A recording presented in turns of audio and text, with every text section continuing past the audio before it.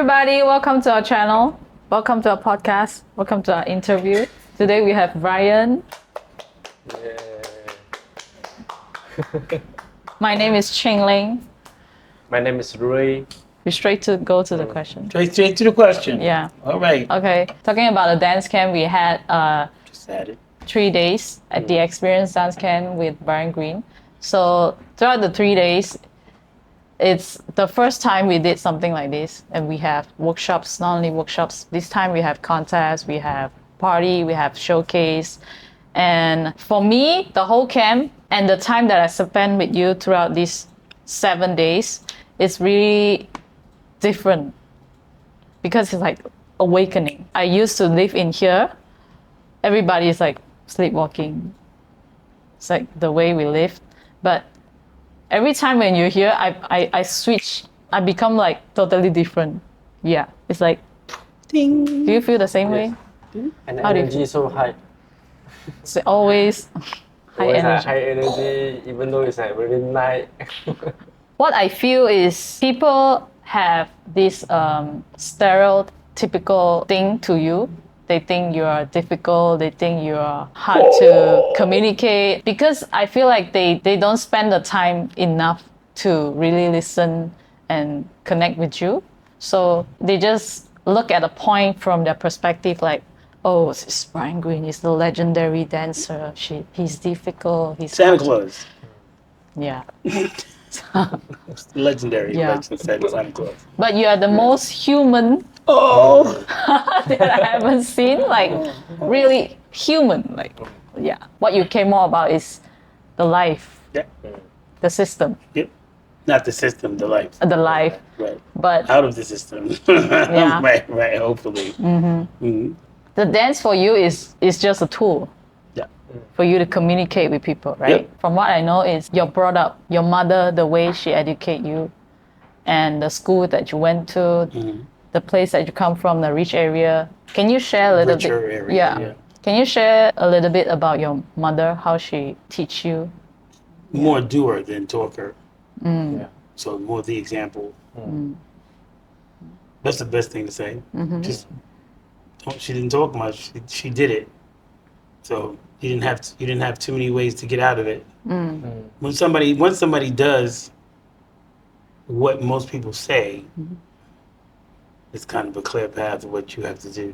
Yes. Because most people talk and they don't do. So if someone just does, that's it. Like there's no way around it. I mean, there's no excuse when you see somebody just do. So she was a doer. So It's very productive. yeah, extremely. So it's, you only can go further. Yeah, Yeah. you go behind, then that's your fault once you see it. And in the school, ladies and gentlemen, it's hot in here. First, just want you to know that. It's a bright light. So no, the school, it's like 3 schools, because the actual elementary and junior high school and high school I went to was in richer areas, colonized, created richer areas. And then I went to church in a colonized, created poor area. And then I was going to dance schools and in the street and colonized, created middle class and poor neighborhoods. So it's almost like I saw almost everything. I was going around everywhere.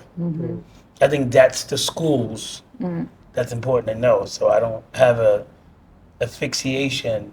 I'm not attached to any colonized place. I learned from all of them. But actually going to system-created private school, Christian private school, one of the top schools in the colonized land labeled New York, it was crazy because you're taught to more be a boss.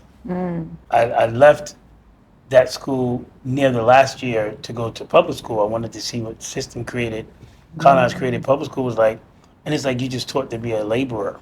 That's it. The mind is not about trying to be a boss or anything. So that was the greatest difference of being sent to a private school was they teach you to be a boss and to analyze and to break down things. And if you're a smart kid or a wise kid that can flip that teaching to be a boss of something good, because usually they teach you to be a boss of something bad. But if you could be a boss of something good, then you make changes. So that's why the way you look at dance is already different.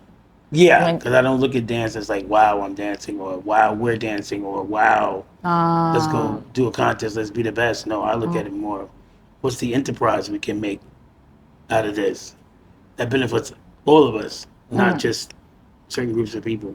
Since you're So very young, yeah. very young. Very young. People in the club scene will, if you meet them, they'll say Brian always trying to get people to do routines and trying to get people to work together and think bigger of what we want to do as a collective, not as individuals.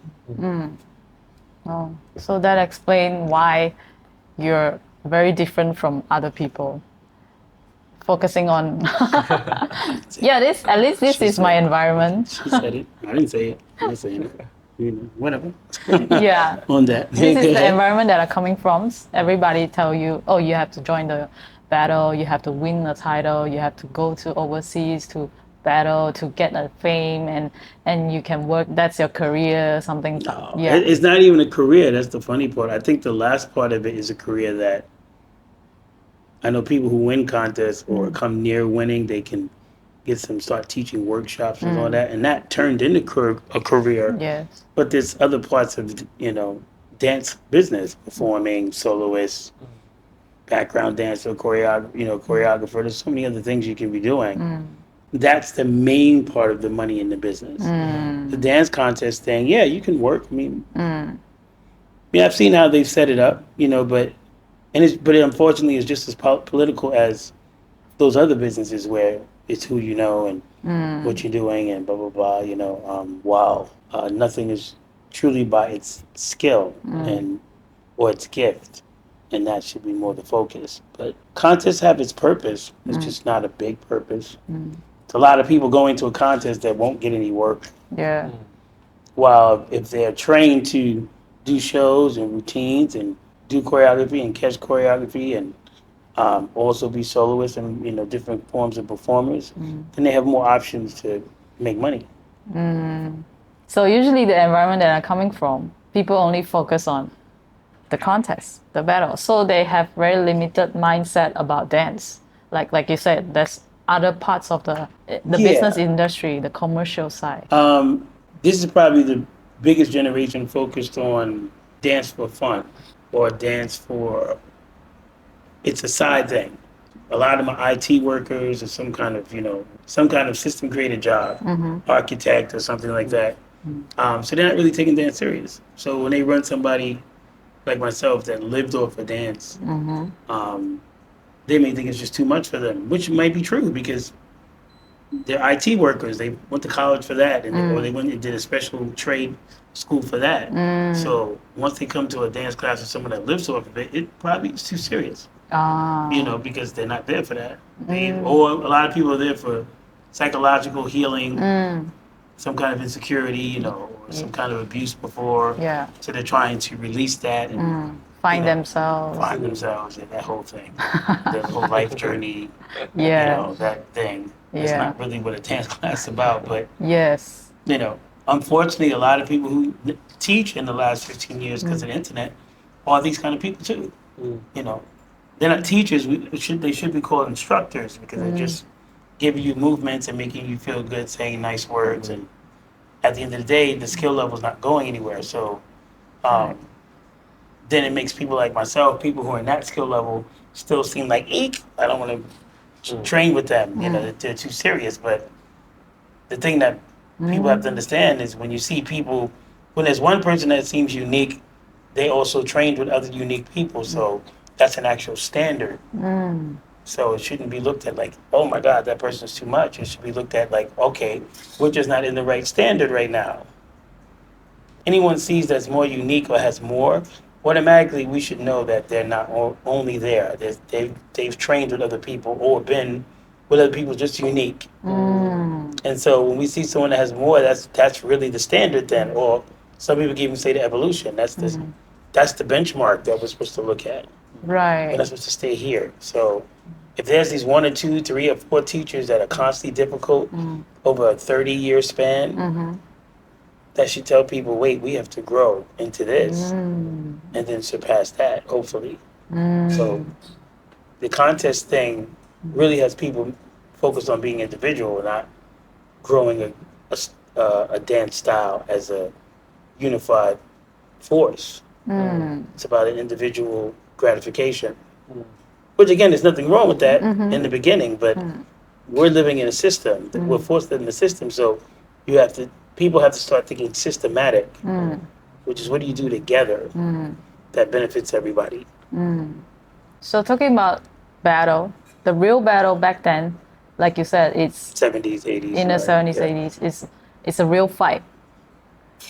Can you explain or share a little bit about the difference between? A battle was supposed to be actually two people or crews, whatever, that want to fight, and you're dancing to not fight, or you're dancing to hopefully not fight, but usually ended up in a fight anyway. So, as a kid, I remember being a boogie boy, and people would meet you at the deli.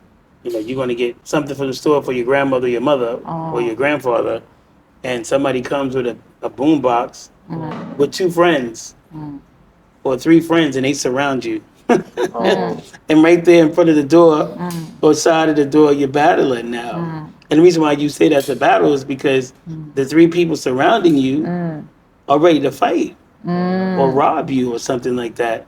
And you dancing to actually not have the fight, or dancing well enough that you can calm down the fight or escape. So that's why it's a battle. It's a real battle. It's a survival.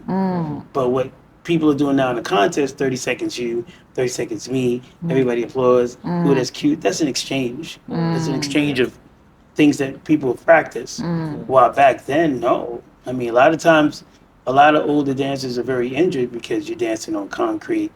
You're dancing without knee pads because it surprises. People just coming up out of nowhere. Yo, you dancing in this battle. You're like, whoa. I was going somewhere. And, there's none of that excuse because you got a battle and you on concrete and someone got floor moves. Back then, of course, everybody had to have floor moves. So, your knees get cut up, your back get cut, your elbows get cut up. It was serious. And the fact that you actually usually it turned into a fight is crazy. It's almost like a movie for a lot of kids today. Like, for me to go back and think about that, it's crazy because the battles I've had since I was 10, 9 to 10, I think was the first one. So that's 7, 8, 9, 10, 11, and then they slowed down. So 7, 8, 9, 10, that's 78 to about 80, 81. Then it started slowing down. Just because I just kind of finally knew what blocks not to walk down. I finally knew, and I knew where not to dance. So for a lot of people from back then, especially being that young, a lot of people who were known back then didn't even know I was a boogie boy and all that until they see a little bit of me dancing. But I was, again, wise kid. So every time I saw a new cultural thing, so when you say new culture, boogieing, b-boying, that's a culture. Even though it's so under hip-hop culture, I call it culture, meaning it's a certain movement. Then the freestyle, Webo and all that thing was a certain movement, that other people didn't do from another movement, aka cultures. Then you get into clubbing, house, and all that. It's another culture. And, hip hop, stand up, party rocking, or people say hip hop freestyle. That was another culture.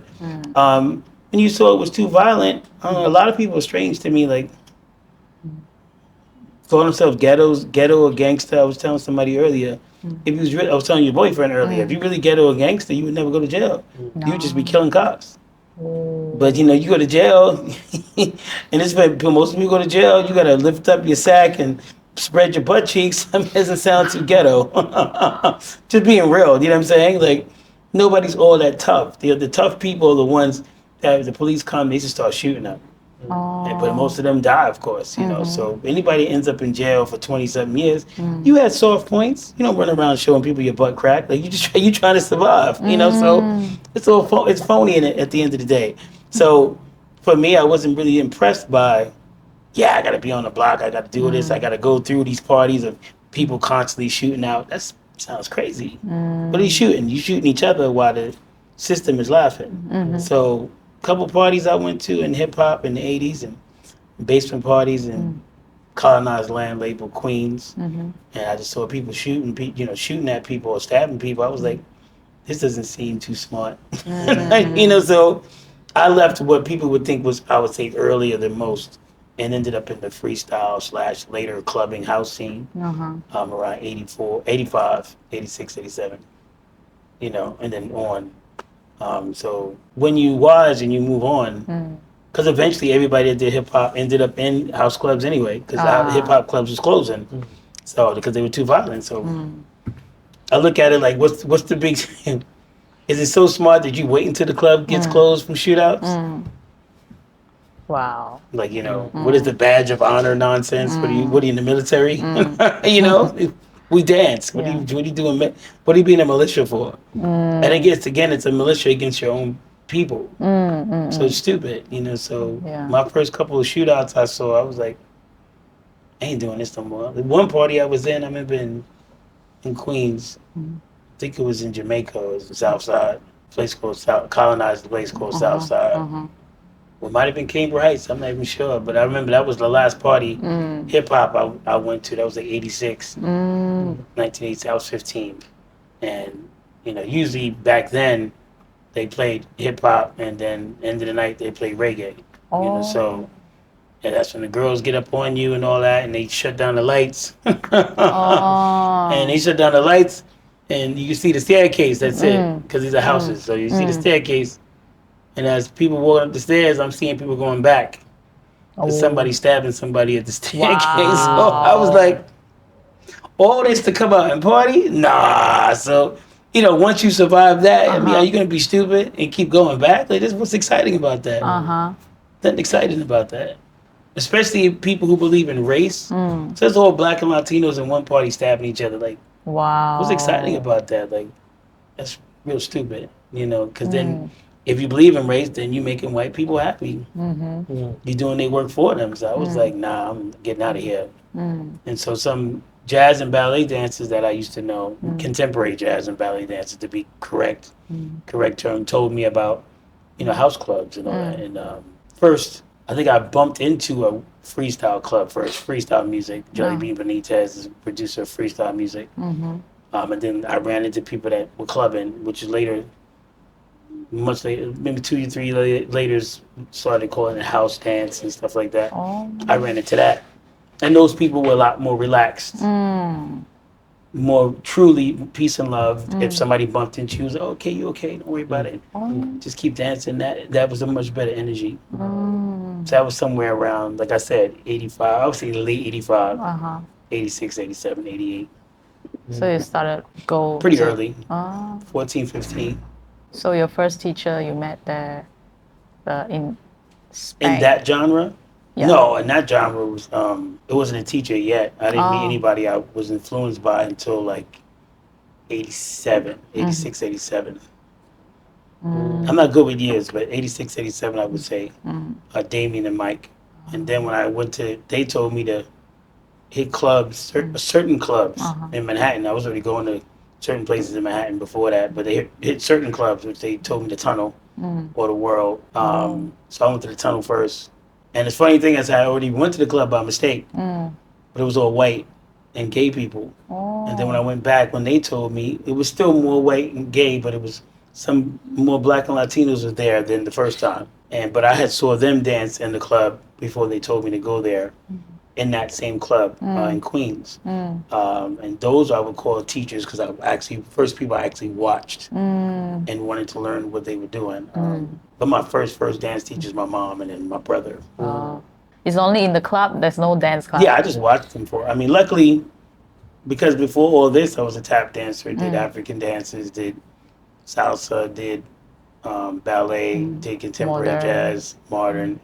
So all that training from like 7 years old to by the time I met them 15, those dances teach you to catch movement and hear movement fast. So I just had to just watch them.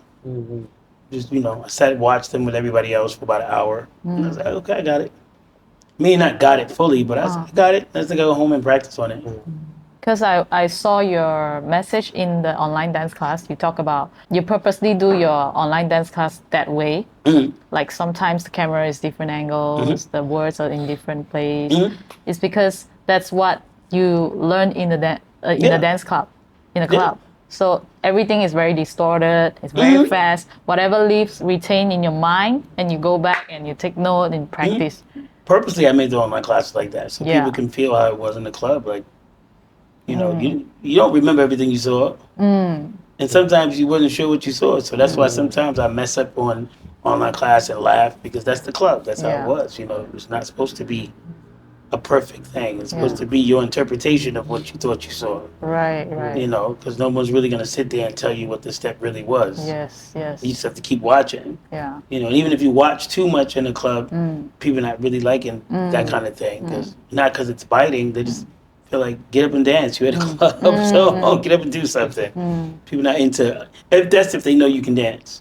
If you're just a person that likes to watch dance, they're cool with it. But if they know you can dance, they're like, come on. Yeah. You know, just sit there and just watch it, you know. So, yeah, the online classes definitely is dedicated to the freestyle learning, I'll call it.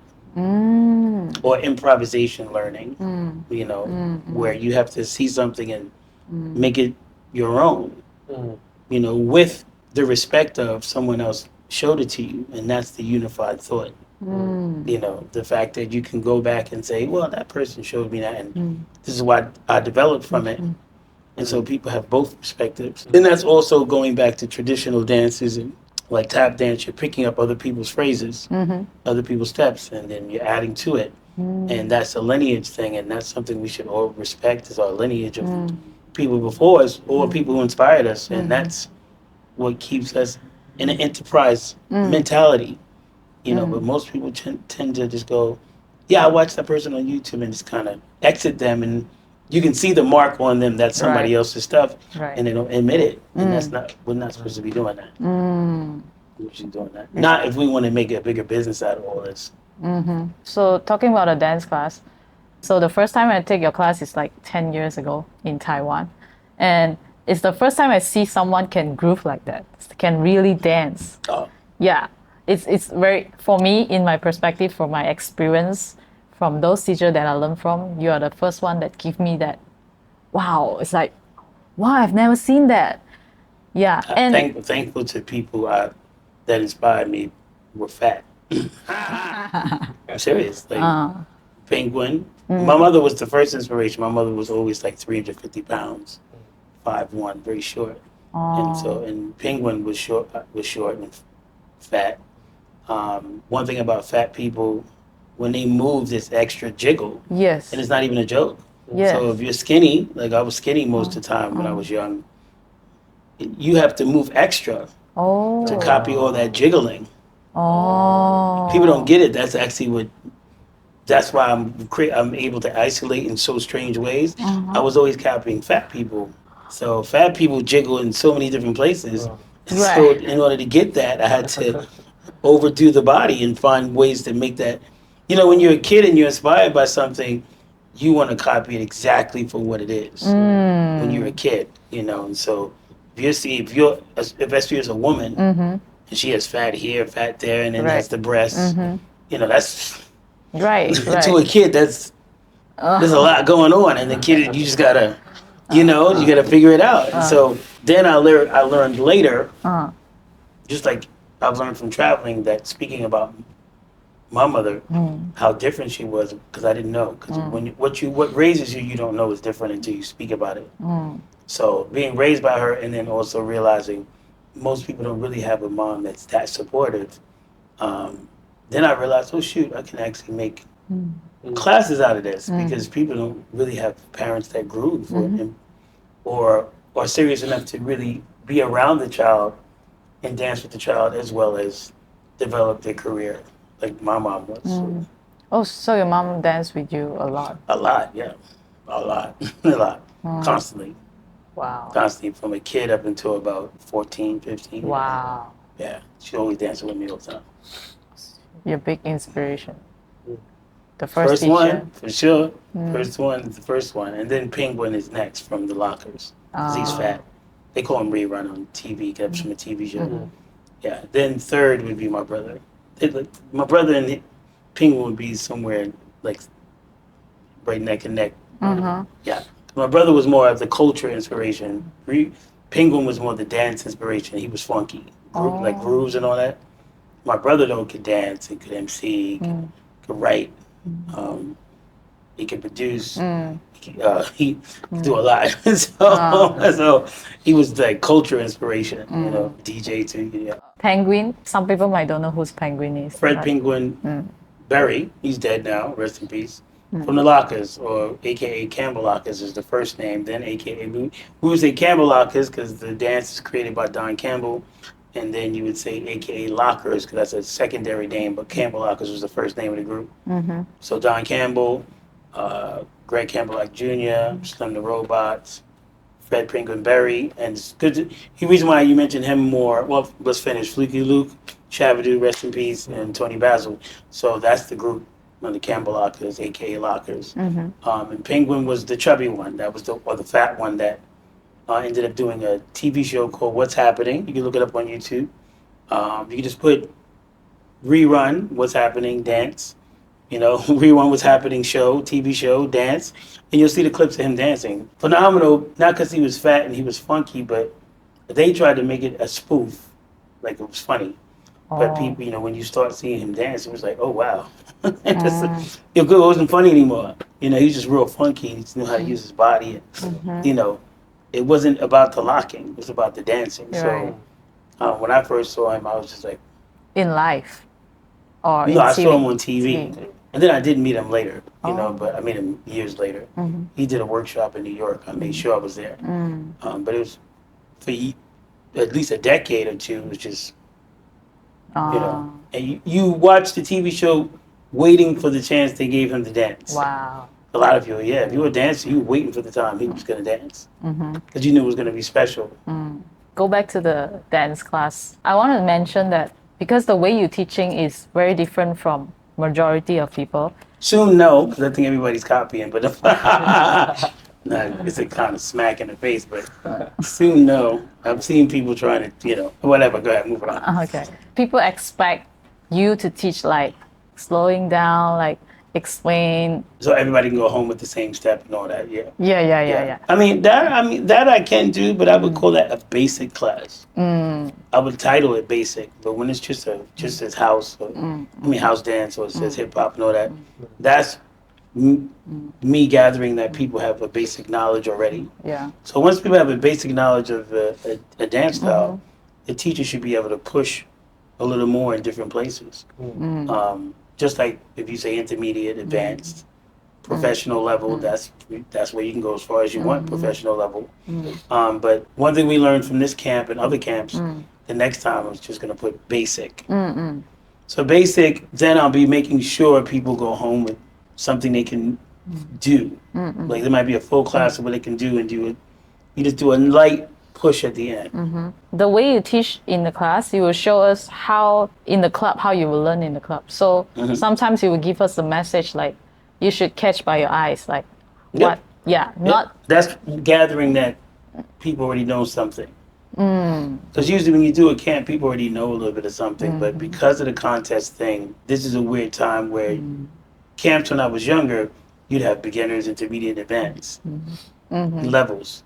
But now the camps, they just throw everybody in. Yeah. So you have people that never did the dance style with people who have done it. Right. As a teacher, you have to make a choice to go, okay, I'm going to give a step and a variation because you want to give everybody a challenge. If you just do a basic step, then the one who's been doing it a while doesn't get anything out of the class. You know, so that's why all my classes, there's a basic step and then there's a variation and then a push. When I say make your own variation, it's for all levels, but it's really for the more experienced one, so they can realize, oh, there's more I can do with it. While the beginner, they may not see it as much because their mind is wrapped around just catching the step. Right.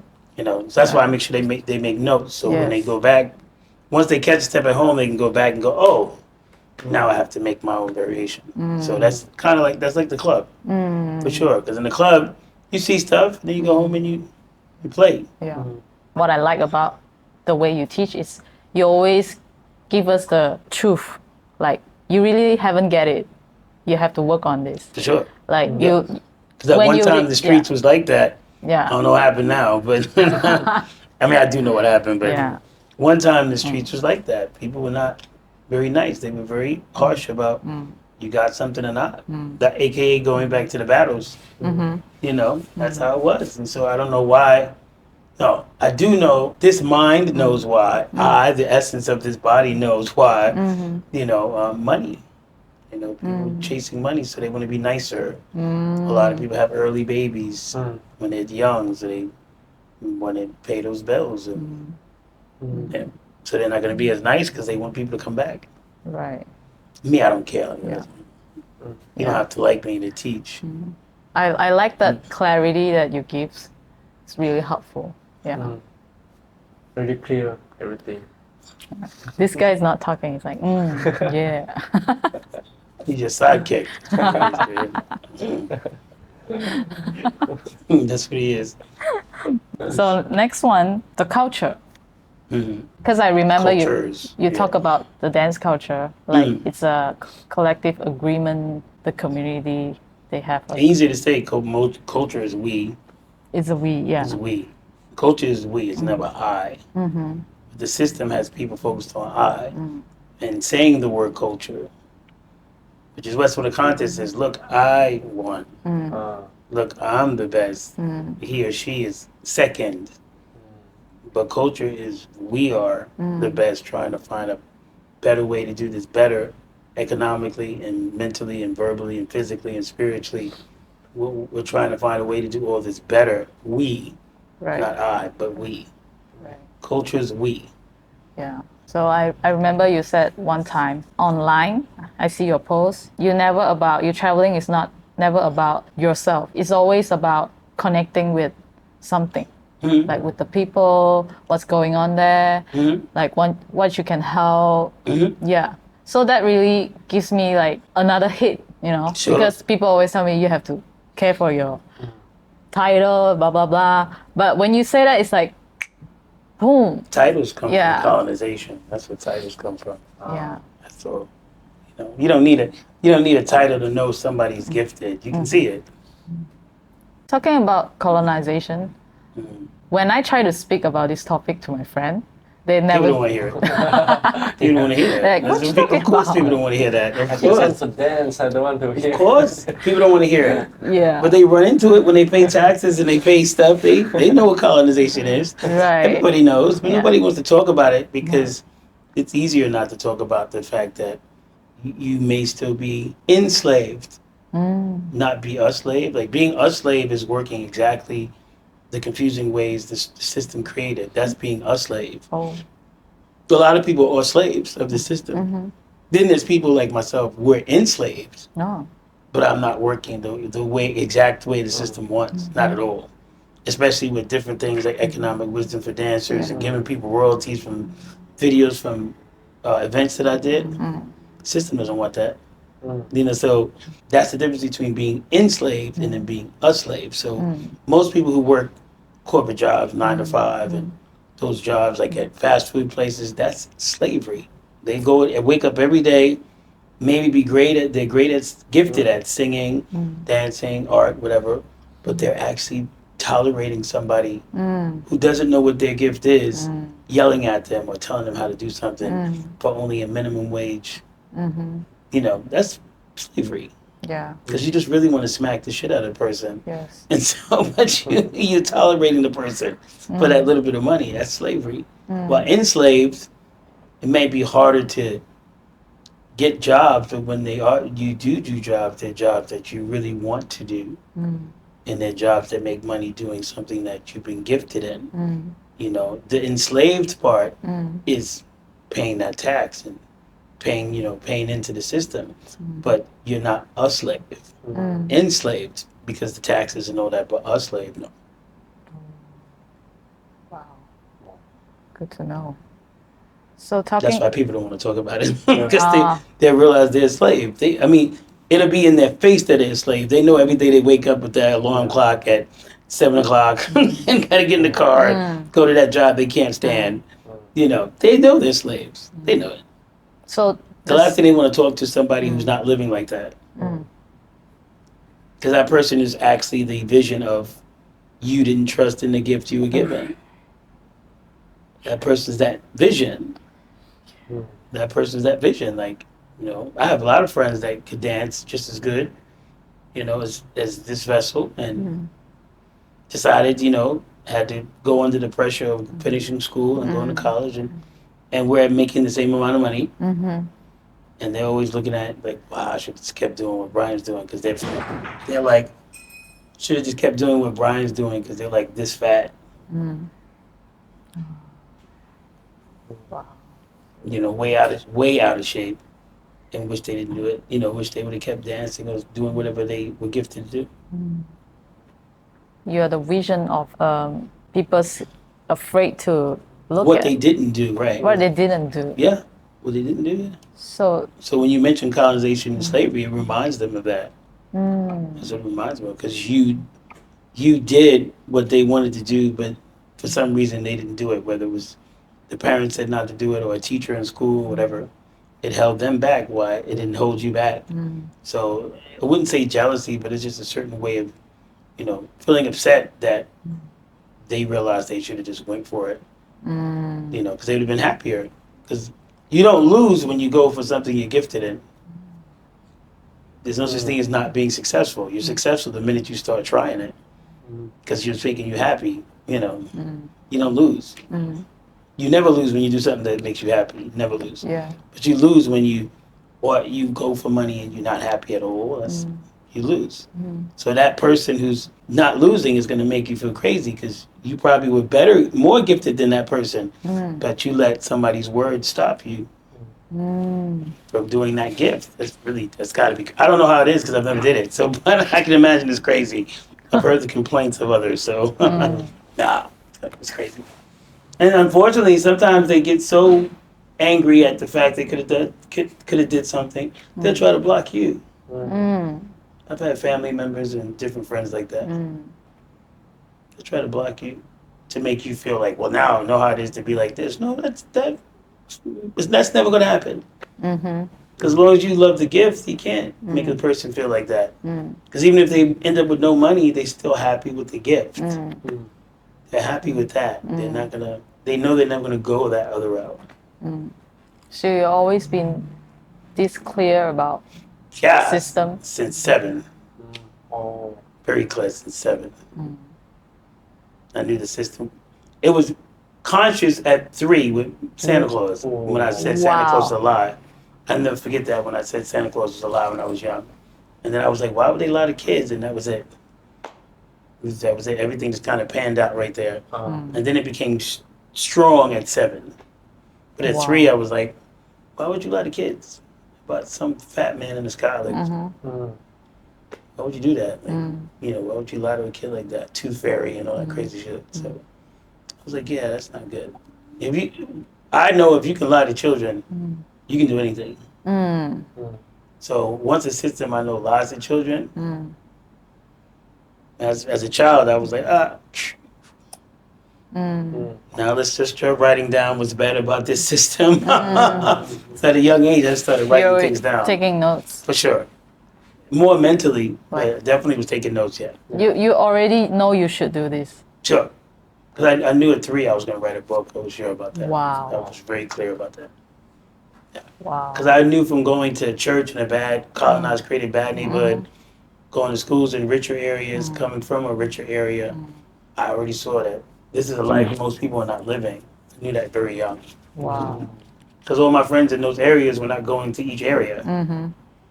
You know, so me waking up every day, going to also dance schools in the richer areas, and even poor areas, learning street dance in the poor area around the church in Harlem, 126 in Madison. Nobody was doing that. None of the friends to this day were doing that. Nobody I know was doing that, except for myself and my older brother, but he's dead now. So it was like, I knew that this had to be written about, what I was seeing in each area, because I was in each area 7 days a week. It wasn't like take a vacation. Like I visited each area in the 7 days a week at least 3 or 4 times. So I had friends in each area. People knew me in each area.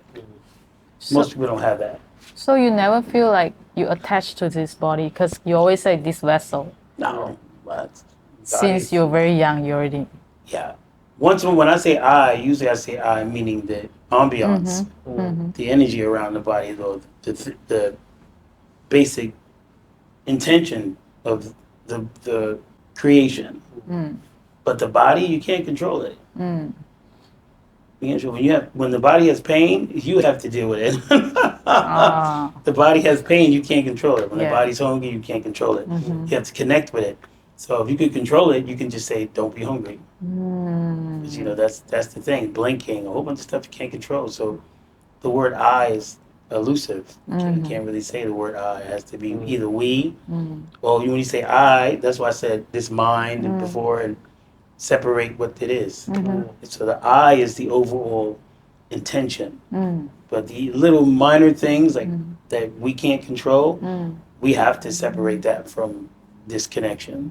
No. Because then there's certain things the body does that we don't want to do, like injuries and all that, that can set you back. So it's better. You can't blame yourself for an injury. Right, You have to go, this body, this vessel had a problem. Well, the mind or the essence wasn't thinking about that. So, the system doesn't teach that because the system teaches us to say I because it follows with court and all that. I am guilty. And, it's a good way of making people feel guilt, sin, wrongness. But the system sets up so many things for the vessel to fail. Bad food, drugs, alcohol, sprays in the air, stuff in the food. It's crazy how many reactions we're having. Right. These bodies are having that we can't control. So there's no way you can say I.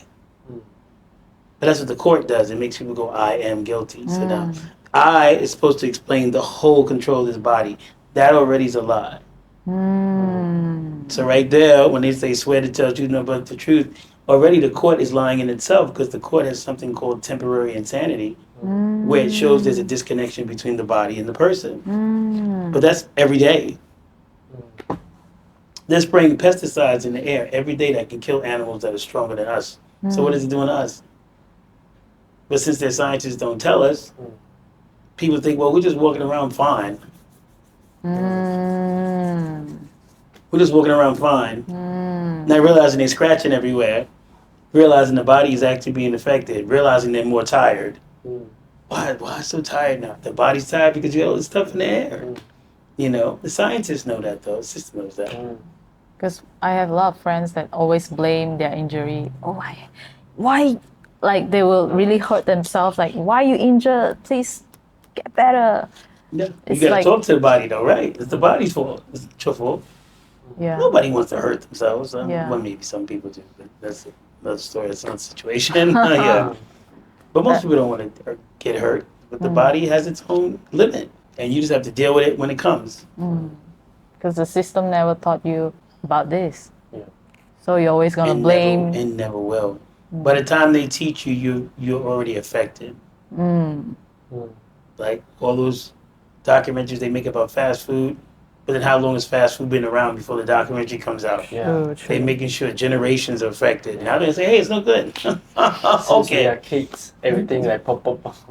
Candy, sweets, for rewards in school. Like that's sneaky. It's cute.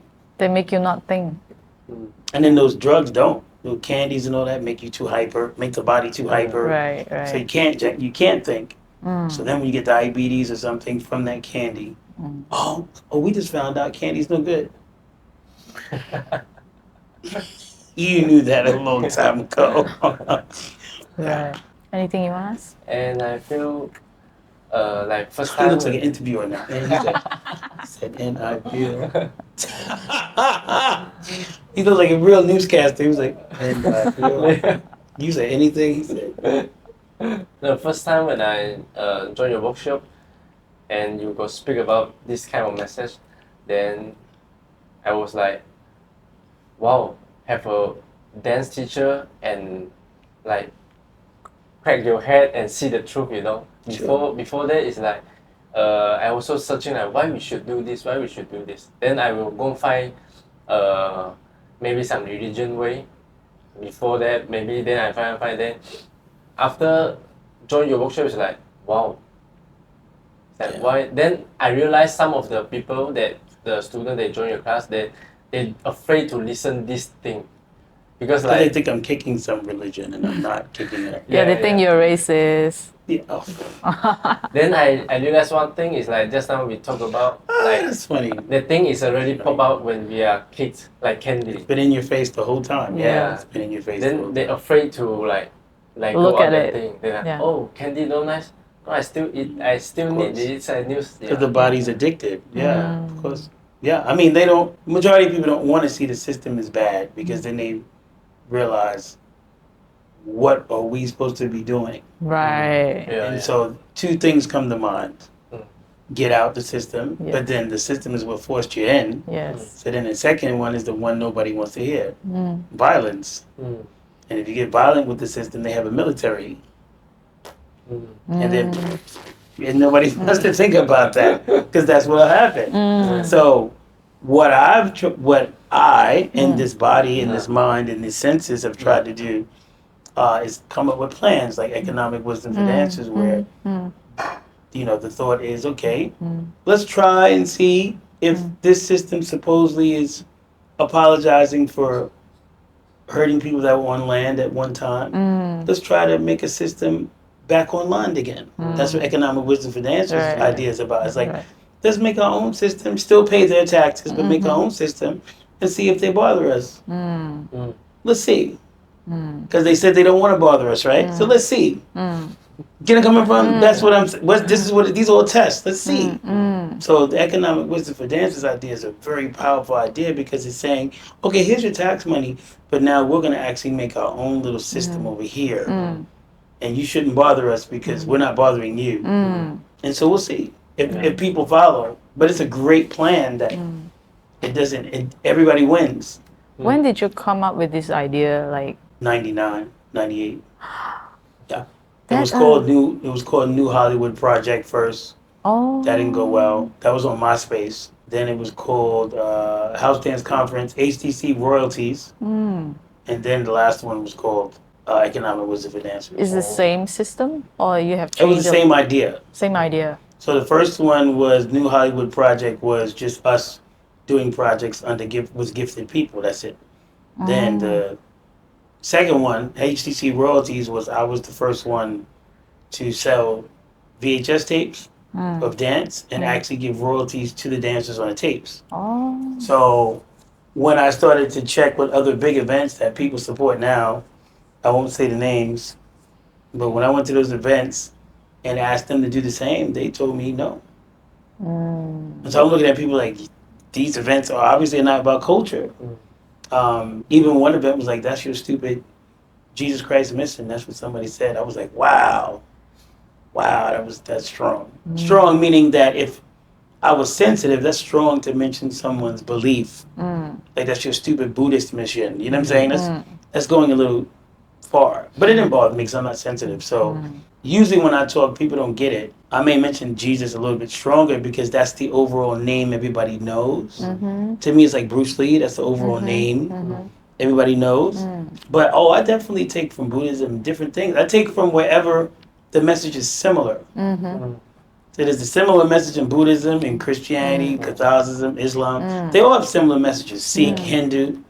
They all have similar messages, meaning the people who was the leader in those beliefs all were the same. They were against the system, and they were trying to make another system, and then they got killed. That's it. It's the same story. So for me, no one can run from that truth. You can't run. There's so many people filling up these mosques, temples, churches, that I'm like, wow, there's got to be some people who want to really follow. That was a surprise for me, and when everyone swore I was going crazy with the Jesus thing. Remember that time? Yes. It was such a good time, though. Yes. It was a great time because people running. There were so many people praise Jesus. Really praise Jesus? I'm gonna send you Bible passages 4 times a day. See if you really love. You get it coming from? Yes. I was catching so much people in bullshit. Yeah. So many people I was catching in bullshit. So I'm sending them every day while taking care of a sick grandfather. Just sending them.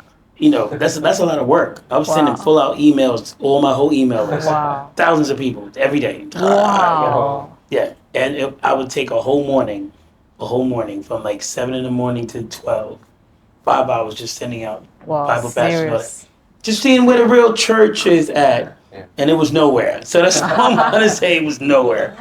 And then eventually some people who said they were believers, okay, Brian, it's a little too much. I was like, it's too much of truth? Really?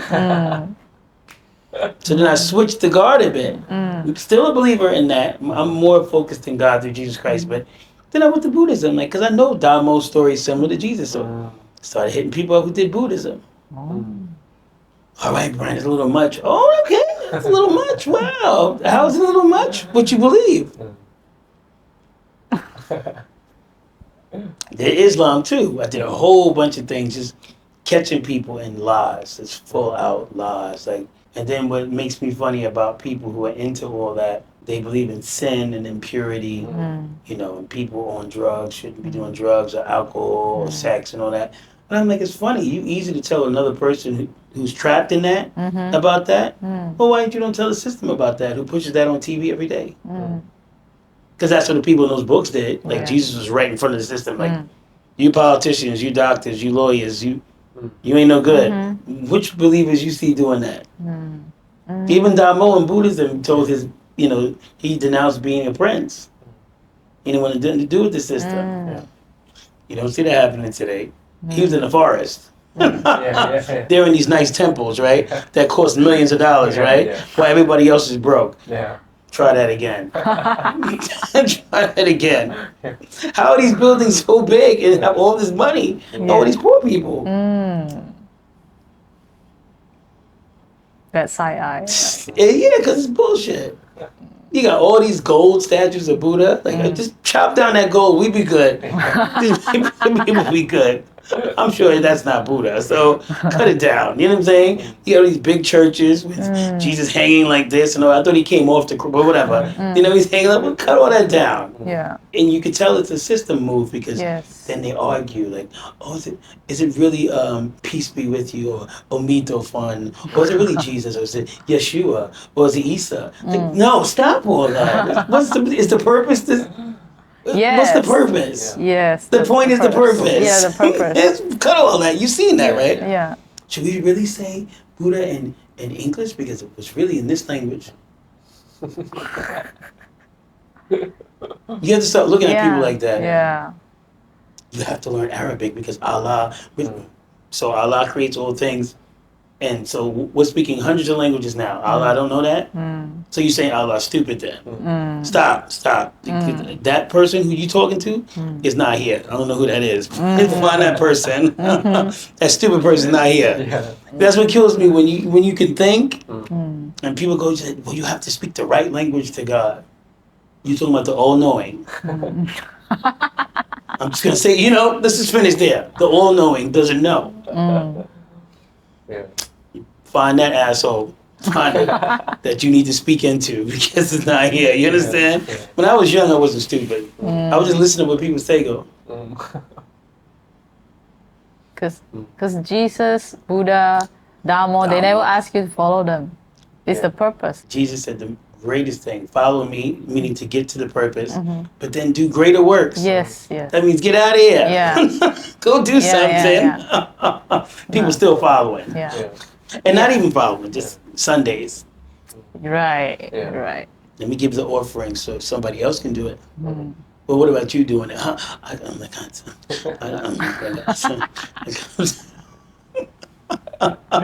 so when I came up with economic wisdom for dancers, it was funny because all I'm telling people is $5 a month. You spend more than that after every dance class eating to talk about other people in a bad way. So now instead of taking that $20, take 5 of it and send it to a teacher, creator, innovator. Nobody would be broke. How do you do it? Like, can you explain a little bit more detail about it? For a dance studio, it should be easy. Like I put it in the video on YouTube, and then I explained it on BrianFootworkGreen.com. It should be easy. You have tuition. So you make a yearly tuition a little bigger. You explain to the people that this money goes to teachers, creators of dance styles, and innovators. I can't see anybody saying no because it's like how they give to charities. Right. But you're actually giving to someone that help what you're doing. Yeah.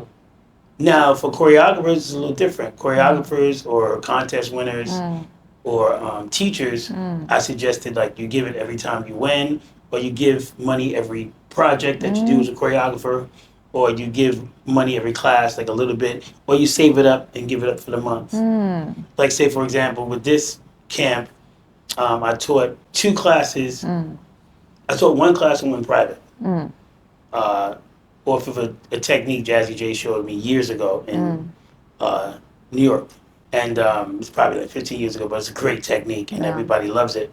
And so I send him part of that, maybe 20% of that class. Yes. So he'll usually get, if I tour, he usually get anywhere from 50 to 100 for that tour, which is good money. People don't realize it's good money if everyone did it. Yes. And Sam, and then Boogaloo Sam, since I'm teaching a style that Jazzy learned from that Boogaloo Sam family, Boogaloo Sam will get 150. So now imagine if everybody did that. Yes. Everyone who pops. Yeah. That's crazy. Yeah. That's what kills me about the economic wisdom, the basic one for dance studios. $5 a month, that's nothing. Yes. But if everyone that did popping, locking house, hip hop, whacking, voguing. Yeah. Because right now, there's over thousands of people doing each style. Yes. There's no way these people could be broke. And it's not something that's not affordable. Just a month. Yes. Yeah. You drink a Starbucks already more than that. Yes. Yes. So people don't realize the message then is what? Your teacher's not worth more than a Starbucks? The person that created this dance style is not worth more than a pizza and a drink? That's crazy, right? Yeah. That's crazy. Or you want to be vegetarian, it's not worth more than, you know, a banana and, 4 bananas and a watermelon? Yeah.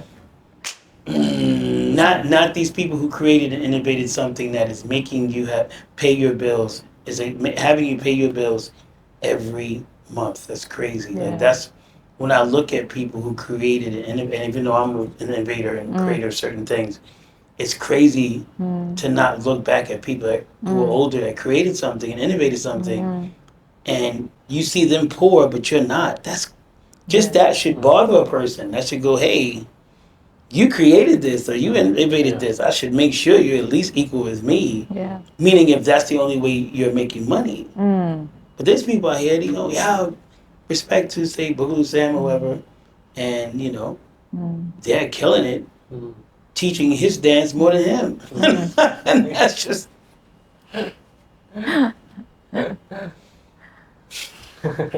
Because I was talking to him this morning, and he said, say you as an example, you are someone who know the system very well, and also know the dance history, everything very well. And with your experience for over 40 years, 50 years, the solution that they come out, it should work. easily. It's not someone like us. We dance like 10 years, 20 years. We come up with solution, but we don't know we